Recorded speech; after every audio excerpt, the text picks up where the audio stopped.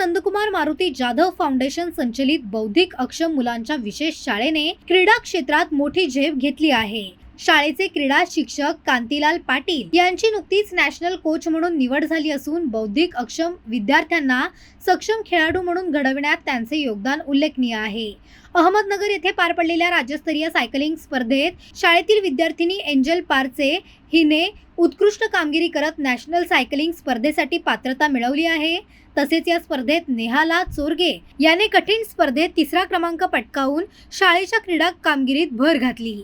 या उल्लेखनीय यशाबद्दल संस्थेचे अध्यक्ष डॉक्टर नंदकुमार मारुती जाधव, संस्थेचे खजिनदार अतुल वाणी, सचिव सुरेश जाधव तसेच सौ श्रेया नंदकुमार जाधव यांनी विद्यार्थ्यांचे आणि क्रीडा शिक्षकांचे अभिनंदन केले। विद्यार्थ्यांच्या या कामगिरीनंतर शाळेतील सर्व कर्मचारी, पालक आणि विद्यार्थ्यांमध्ये आनंदाचे वातावरण पसरले असून अभिनंदनाचा वर्षाव होत आहे।